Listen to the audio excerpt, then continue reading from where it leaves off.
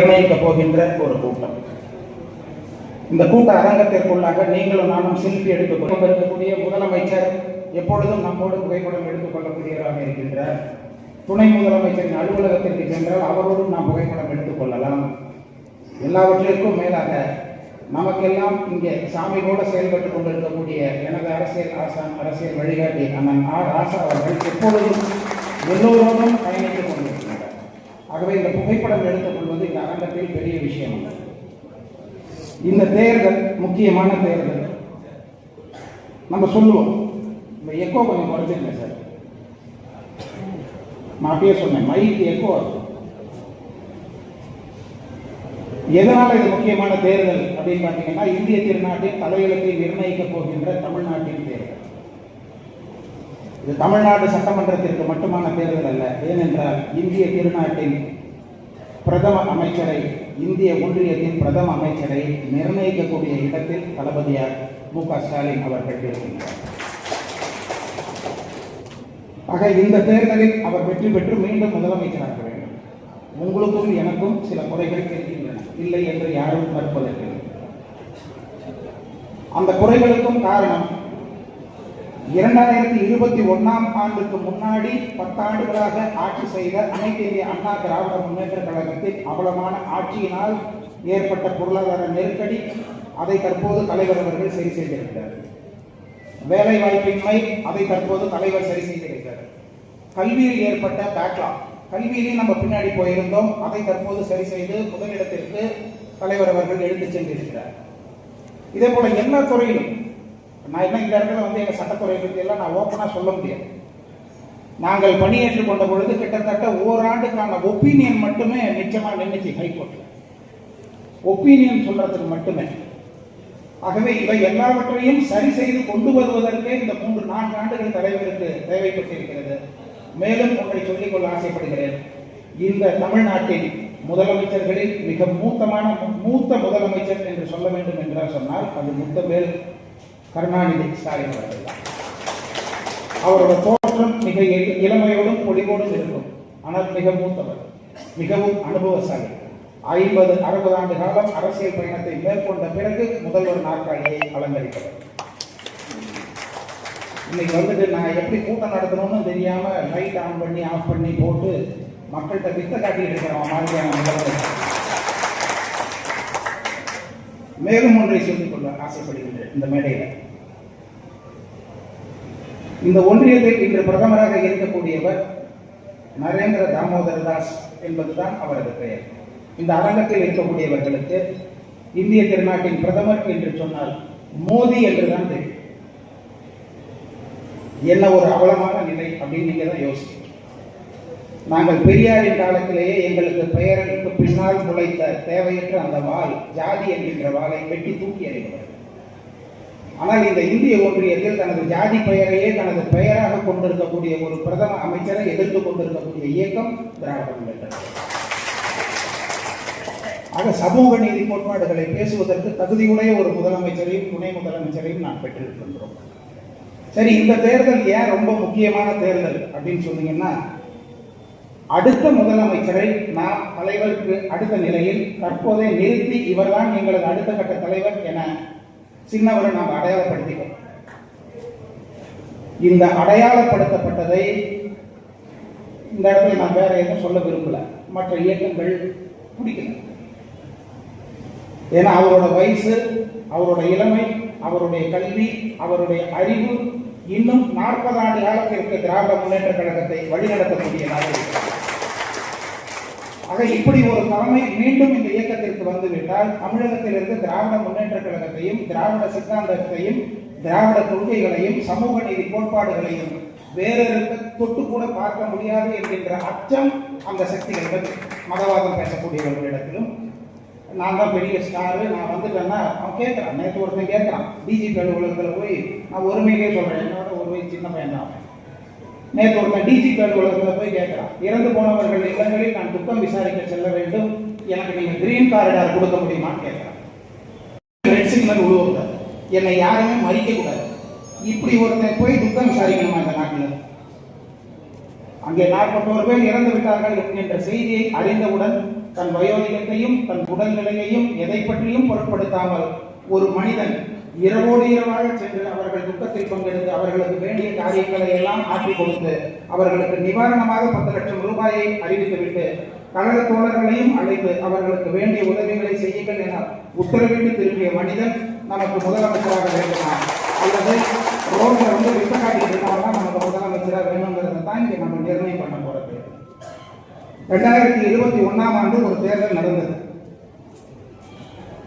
இன்றைக்கு ஆளும் கட்சியாக நாம் வெற்றி பெற்றிருக்கிறோம். சகோதரர் பிரபாகரனை சட்டமன்ற உறுப்பினராக நாம் பெற்றிருக்கிறோம். திராவிட முன்னேற்ற கழகம் மொத்தமாக தமிழ்நாட்டில் 2,09,82,088 ஓட்டு பெற்றிருக்கிறோம். நமக்கு எதிரணியில் என்ற அண்ணா திராவிட முன்னேற்ற கழகம் 1,83,63,466 ஓட்டு பெற்றிருக்கிறார்கள். இதை சதவீதத்தில் நாம் குறிப்பிட வேண்டும் என்று சொன்னால் நாம் 45.70%, கிட்டத்தட்ட 6.31% தளபதியாக உழைப்பால் நாம் மேம்பட்டு வந்திருக்கிறோம். அனைத்து இந்திய அண்ணா திராவிட முன்னேற்ற கழகம் 39.29 பெற்று 7.59% கீழ் நோக்கி சென்றிருக்கிறார். ஆக இனி வரும் காலங்களில் இந்த தேர்தல்களை நாம் சந்திக்க போவது அரித்மேட்டிக்கலி நியூமரிக்கலி என்றுதான் நாம் ஆங்கிலத்தில் சொல்ல வேண்டும். கணக்கீடுகள் தான் தேர்தல் வெற்றிகளை தீர்மானிக்கும். முன்பெல்லாம் நாம் தெருவாக செல்வோம், வாக்கு கேட்போம், வாக்களிப்பார்கள், எனக்கு கூடுதலாக வாக்களித்திருப்பீர்கள் என்கின்ற பெருமிதத்தோடு நாம் வெற்றி அறையினை ஏறுவோம். அதுவல்ல இனி நடக்கப் போகின்ற தேர்தல். இது அரித்மேட்டிக்காகவும் கணக்கிடப்பட்ட தேர்தலாகவும் இனி நடக்கும். இது எப்படி சார் கணக்கிட்டு தேர்தல் நடத்தணும் அப்படின்னு சொன்னா, இப்போ ஷாமோட ஊர் வேலூர் பஞ்சாயத்து இருக்கிறது என்று எடுத்துக்கொள்வோம். வேலூர் பஞ்சாயத்தில் ஒரு 2 தெருவை மட்டும் விட்டு அந்தாண்ட பக்கத்தில் இருக்கிற பஞ்சாயத்தில் கொண்டு போய் சேர்த்து விட்டோம் அப்படின்னு சொன்னா, அந்த 2 தெருவில் இருக்கிற கான்சென்ட்ரேஷன் வந்து திராவிட முன்னேற்ற கழகத்தின் வாக்கு என்று வைத்துக் கொள்வோம். அந்த 2 தெருவை அந்தாண்ட சேர்த்துட்டு இந்தாண்ட செஞ்சேரியிலிருந்து ஒரு 2 தெருவை எடுத்து வேலூர் பஞ்சாயத்தில் சேர்த்து விட்டுட்டா 2 இடத்துலையுமே அதிமுக ஜெயிக்கும். இது அந்த காலத்தில் வந்து ஜெர்ரி மேண்டரிங் என்ற பெயரிட்டு அழைத்தார்கள். ஏன்னா ஜெர்ரின்னு ஒருத்தர் அமெரிக்க துணை ஜனாதிபதியாக தேர்தலில் நின்றவர் இது போன்ற தகுதித்த வேலைகளை எல்லாம் செய்து கொண்டிருந்தார். அப்படித்தான் ஜெயிச்சாங்க. அம்மையாரும் அப்படித்தான் ஜெயிச்சார். பொன்னார் அவர்கள் கன்னியாகுமரியில் அபரிதமான வெற்றி பெற்றார்கள். பாரதிய ஜனதா கட்சியில் இருந்து சொல்வார்கள் 56,000 ஓட்டுகளை நீக்கிய பிறகுதான் அவர் வெற்றி பெற முடியும். அப்ப அந்த 56,000 பேர் ஏன் தங்களுடைய வாக்கு இருக்கிறதா இல்லையா என்று பார்க்க தவறினார்கள். அதுதான் நியூமரிக்கல் ஸ்டேட். இப்ப தான் நம்ம தேர்தல் முடிவு பண்ணுவோம். பிரபாகரன் அவர்கள் தேர்தலில் 2011 பெரும் தோல்வி அடைந்தார். அப்பொழுது நாங்கள் ஒரு சர்வே எடுத்தோம் தமிழ்நாடு முழுக்க. எடுத்த பொழுது நமக்கும் அதிமுகவும் பூத் வாரியாக வாக்கு வித்தியாசம் எவ்வளவு வருகிறது என்று பார்த்தால் ஒரு பூத்துக்கு 6 ஓட்டு தான் அதிகபட்சமா வித்தியாசம். ஒரு பூத்துக்கு 6 ஓட்டு தான் வித்தியாசம். ஆக ஒரு பூத்துக்கு 6 ஓட்டு வித்தியாசம்னா அந்த 6 ஓட்டுல நீங்க 3 ஓட்டு 3.5 ஓட்டு வாங்கிட்டீங்கன்னா நம்ம ஜெயிச்சிடறோம். அதை உடைச்சா இந்த எண்ணிக்கையிலான கணக்கில் நாம் தோல்வி அடைந்தோம், அவர்கள் வெற்றி அடைந்தார்கள். இந்த எண்ணிக்கை கணக்கை நாம் சரிவர தொட்டு 2021 பார்த்து கொண்டிருக்கிறோம். தமிழ்நாடு முழுக்க வழக்கறிஞர்கள் அதற்காக உழைத்தார்கள். நாம் வெற்றி பெற்றுக் கொண்டிருக்கிறோம். அதில் எங்க வக்கீல் கூட்டத்தில் எப்பவுமே சிஎம் சார் சொல்லும்போது என்ன சொல்லுவாங்க அப்படின்னா, you have done a magic அப்படின்னு சொல்லுவாங்க. உங்க வக்கீலனை ஒரு வித்தையை செய்தது அப்படின்னு சொல்லுவாங்க. ஆக இந்த தேர்தலில் அதைவிட மோசமான ஒரு நிலை ஏற்பட்டுக் கொண்டிருக்கிறது. என்ன சார், சட்டமன்ற உறுப்பினர் சொல்லும் பொழுது சொன்னார் SIR என்று சொன்னார்கள், ஸ்பெஷல் இன்டென்சிவ் ரிவிஷன், சிறப்பு ஆய்வு. என்ன பண்ண போறாங்கன்னா, கிட்டத்தட்ட 10-15 ஆண்டுகளாக இந்த SIR நடத்தப்படலை. இந்த 15 ஆண்டுகளாக வாக்காளர் பட்டியல் சரிபார்ப்பு அல்லது ஆய்வு என்பது நடத்தப்படாமல் இருந்ததை 2 நாள்ல எவ்வளவு பேர் இந்த தொகுதியில் செத்து போயிட்டாங்க முடிவு பண்ணிருக்காங்க சார். இந்த மாவட்டத்தில் போன வாரம் முடிவு ஆயிடுச்சு. பெரம்பலூர் 2 நாள் தான். சரி, இந்த பிஎல்ஓங்கிறாங்கன்னா கேட்கறதுக்கு அழகா இருக்கும், பூத் லெவல் ஆபீசர் அப்படின்னு சொல்லி. அவங்க ஆபீசர்லாம் இல்லை, அங்கன்வாடியில் பணியாற்றக்கூடிய நம் பணியாளர்கள், சத்துணவில் வேலை செய்யக்கூடிய நம் அமைப்பாளர்கள். சரி, அவங்களுக்கு வந்து இந்த ஜியாகிரபிக்கல் என்று சொல்லுவோம், புவியியல் ரீதியாக அந்த ஊரில் இருக்கக்கூடியவர்களின் வீதிகளில் உள்ள பெயர்கள் அனைத்தும் தெரியுமா? இதில் யார் இறந்து போயிட்டார், யார் உயிரோடு இருக்கிறார், யார் இந்த தெருவில் இருந்து புலம்பெயர்ந்து அடுத்த தெருவுக்கு கூட்டிட்டு போய்விட்டார்கள், யார் எந்த ஊருக்கு மாற்றம் பெற்று போய்விட்டார்கள், அல்லது இந்த வீட்டில் இருந்து அடுத்த தெருவுக்கு மாறி போயிட்டாங்க. இதை வந்து எப்படி அவங்க 2 நாளில் ஃபைனலைஸ் பண்றாங்க? ஆகவே தோழர்களே, நீங்களும் நானும் செய்ய வேண்டியது என்ன அப்படின்னா, முதல்ல இந்த அரங்கத்தில் இருக்கக்கூடிய ஒவ்வொரு 2ஆம் பாகநிலை முகவரும் போன உடனே இந்த பழைய வாக்காளர் பட்டியல் இருக்கும். அடுத்ததாக நமக்கு ஒரு புதிதாக ஒரு வாக்காளர் பட்டியல் தரப்படும். அதற்கான நடவடிக்கையும் மாவட்ட கழகம் எடுத்துக்கொண்டிருக்கிறது. அந்த வாக்காளர் பட்டியலை பெற்றவுடன் உங்களிடத்தில் பிரித்து கொடுக்கப்படும். அந்த வாக்காளர் பட்டியலை கையில் வைத்துக் கொண்டு, ஏற்கனவே நமக்கு இருந்த வாக்காளர் பட்டியலையும் வைத்துக் கொண்டு, இவை 2ஐயும் ஒப்பிட்டு, இதுல உயிரோடு இருக்கிறவங்க இப்ப இருக்கிறாங்களா இல்லையா, இவங்க இறந்து போயிட்டு தான் சொல்றவங்க உண்மையாலுமே உயிரோடு இருக்கிறாங்களா இல்லையா அப்படின்னு நம்ம வெரிஃபை பண்ணணும். சமயங்களை என்ன சாவடிச்சிருப்பான் எனக்கு தெரியாது. ஏன்னா இந்த பூத் லெவல் ஏஜென்ட்னு சொல்ற ஒவ்வொருத்தரும் ஒவ்வொரு கேம்ப்லயும் ஒரு நாளைக்கு 50 மனுக்கள் தரலாம். சரி, இந்த திராவிட முன்னேற்ற கழகத்தில் இருக்கக்கூடிய இரண்டத்தில் இருக்கவர்களுக்கு மட்டும்தான் இந்த பணியா அப்படின்னு பார்த்தீங்கன்னா அப்படி கிடையாது. நமக்கு எதிர்முகாமல் இருக்கக்கூடிய பாரதிய ஜனதா கட்சியாகட்டும், அனைத்து இந்திய அண்ணா திராவிட முன்னேற்ற கழகமாகட்டும், அவர்களோட கூட்டணியில் இருக்கக்கூடிய அங்கீகரிக்கப்பட்ட ஒவ்வொரு கட்சிக்கும் இதே போல பாகநிலை முகவர்கள் உண்டு. இந்த பாகநிலை முகவர்கள் உங்க பேரையும் என் பேரையும் செத்து போயிட்டான்னு கொடுத்துருந்தாங்கன்னா நம்ம என்ன பண்றது? அதை வச்சு எடுத்துக்கலாம். சரி, இதுனாச்சும் நம்ம ஊர்ல இருக்கிறவங்க கொடுக்குற படிவம் சார் இஸ்ரேல்ல இருந்து ஆப்ரேட் பண்றாங்க சார். நேற்று நீங்க எல்லாம் மேடையில டிவியில எல்லாம் பார்த்திருப்பீங்க. நம்ம தலைவர் பாலஸ்தீனத்தின் அந்த துண்டை போட்டுக்கொண்டு அங்கே காசாவில் பாதிக்கப்பட்ட மக்களுக்காகவும் குரல் கொடுத்துக் கொண்டிருக்கிறார். அங்க இருந்து நம்ம அரசியலை காலி பண்ணணும்னு நினைக்கிறோம். ஏன்னா நம்ம சிறுபான்மையினரோடும் தலித் மக்களோடும் பிற்படுத்த சமூகப்பட்ட மக்களின் உரிமைகளுக்காகவும் போராடுகின்ற இயக்கமாக திராவிட முன்னேற்ற கழகம் இருக்கிறது. இது அவர்களுக்கு வேண்டாம் அப்படின்னு நினைக்கிறேன். ஆகவே இதில் முக்கியமான விஷயம் என்ன அப்படின்னா, அவரும் டீட்டெயிலாக சொல்லுவார். நான் உங்களுக்கு சுருக்கமாக சொல்லிட்டு போயிடுறேன். 12 ஆவணங்கள் சொல்றாங்க. 1900 ஒரு 4 கேட்டகரியா சொல்றாங்க. அது சுரேஷ் சார் சொல்லுவார். ஏன்னா நான் ஒரு முறை சொல்லி அப்புறம் அவர் ஒரு முறை சொல்லி தேவை 2 முறை இன்விடேஷன் வேண்டாம். ஆக 4 கேட்டகரியா பிரிக்கிறாங்க வாக்காளர்களை. இந்த 4 கேட்டகரிக்கும் என்னென்ன ஆவணம், என்ன மாதிரியான எனுமரேஷன் சொல்றாங்க. நீங்க ஏதோ ஆங்கிலத்தில் உங்கள்கிட்ட அந்த பேப்பர் கொடுக்கப்படும். எனுமரேஷன் சொல்லலாம் பார்த்து எதுவும் பயந்துட வேண்டாம். நம்மளுடைய சுய விவர குறிப்பு மாதிரி தான், அவ்வளவுதான். நம்மளோட சுய விவர குறிப்பை எல்லாம் ஃபில்அப் பண்ணி நம்ம கொடுக்கணும். இந்த அரங்கத்தில் இருக்கக்கூடியவங்க எவ்வளவு பேருக்கு சார் பிறப்பு சான்றிதழ் இருக்கு? சும்மா அப்படியே கைது கொடுக்குற பார்ப்போம். என்கிட்டலாம் இல்லை. என்ன கொடுங்க அப்படின்னா, நான் அதில் ஒரு சின்ன டேட்டா மட்டும் சொல்லி நான் கம்ப்ளீட் பண்ணிக்கிறேன் சார். இந்திய திருநாட்டில் நேஷனல் ஃபேமிலி ஹெல்த் சர்வேன்னு ஒன்று உண்டு. தேசிய குடும்பம் குடும்பமா சார் கொஞ்சம் அமைதியாக கேட்டுங்க சார் ப்ளீஸ். இந்த குடும்பமா இருக்கக்கூடியவர்களை ஒரு சர்வே பண்ணி ஒரு டேட்டா வச்சிருக்கான்.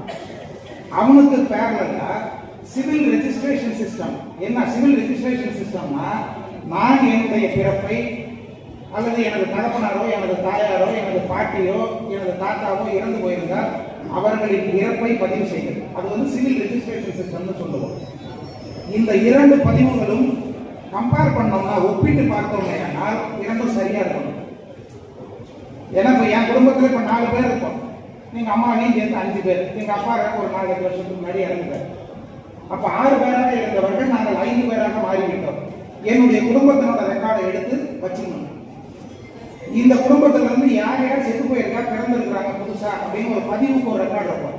அதுதான் சிவில் ரெஜிஸ்ட்ரேஷன் சொல்றது. இதையும் எடுத்து பார்த்தா அந்த வீட்டில் பழனிமுத்துன்னு ஒருத்தர் ஏற்கனவே இறந்து போயிட்டாருங்க, பாக்கி இருக்கிறது 5 பேர் அப்படின்னு நேஷனல் ஃபேமிலி ஹெல்த் சர்வே சொல்லும். இதுல இந்த இறப்பு பதிவை பார்க்கும் பொழுது ஆமா பழனிமுத்துங்கிறவர் இறந்துட்டாரு அப்படின்னா இது 2ஐயும் ஒப்பிட்டு பார்க்கும் பொழுது சரியாக இருக்கும். இது 2மே இந்திய ஒன்றிய அரசாங்கத்திடம் சரியா இல்லை. அப்ப இது 2ஐயும் அடிப்படையா வச்சுட்டு நான் எப்படி எஸ்ஐஆர் கரெக்டா பண்ண முடியும், எப்படி வாக்காளர் பட்டியலை சரியாக திருத்தம் செய்ய முடியும். ஆகவே உடன்பிறப்பாளர்களே, உங்களிடத்தில் ஒன்றை சொல்லிக்கொள்ள விரும்புகின்றோம். இது ரொம்ப ஜாக்கிரதையாக நாம் பார்க்க வேண்டும். அனில் அம்பானிக்கும் சரி, அதானிக்கும் சரி, நரேந்திர தாமோதரதாஸ் அவர்களுக்கும் சரி, நமது தலைவருக்கும் சரி, எனக்கும் சரி, இந்த அரங்கத்தில் அமர்ந்து இருக்கக்கூடிய உங்களுக்கும் சரி, கடைநிலை ஊழியனாக இருக்கக்கூடிய ஒருவனுக்கும் சரி, ஒரு ஓட்டு தான். அந்த ஒரு ஓட்டையை பிடுங்கி விட்டுருவாங்க. இந்த ஒரு ஓட்டை பிடுங்கி விட்டா இந்திய ஒன்றியத்தின் தலையெழுத்து மாற்றப்படும். ஏற்கனவே ஹார்பரை வித்துக்கானுமோ, ஏர்போர்ட்டை வித்துக்கிட்டு இருக்கானுவோ, அரசாங்க நிலத்தை எல்லாம் வித்துக்கிட்டு இருக்கான், எலக்ட்ரிசிட்டி எல்லாம் வித்துக்கிட்டு இருக்கான். தமிழ் படம்னு ஒரு படம் எடுத்திருப்பான் கிண்டல் பண்ணி. அதுல ஒரு பாட்டில் பார்த்தீங்கன்னா சிவா பவர் ஹவுஸுமா, சிவா ஹார்பர்மா, அந்த மாதிரி எங்க பார்த்தாலும் Adani harbour, Adani airport, Adani road அப்படின்னு போய்கிட்டு இருக்கு. இந்த நாட்டின் குடியுரிமை பெற்ற உங்களிடத்திலும் என்னிடத்திலும் இருக்க வேண்டுமா, அல்லது அதானி போன்ற பணக்காரர்களிடத்தில் இருக்க வேண்டுமா என்பதை முடிவு செய்ய போகின்ற, அச்சாரமிடப் போகின்ற தேர்தலாக 2026 சட்டமன்ற தேர்தல் இருக்க போகின்றது.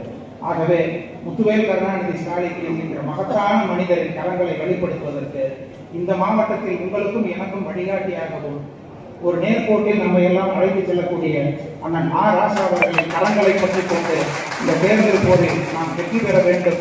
அதற்காகத்தான் இந்த கூட்டம் எல்லாம் நடத்தப்படுகின்றது. ஆகவே டெக்னிக்கலா இதில் நம்ம ஒர்க் பண்ண போறது ஒரு 2 நாட்கள் மட்டுமே. வாய்ப்பிற்கு நன்றி கூறி அமைகின்றேன். நன்றி.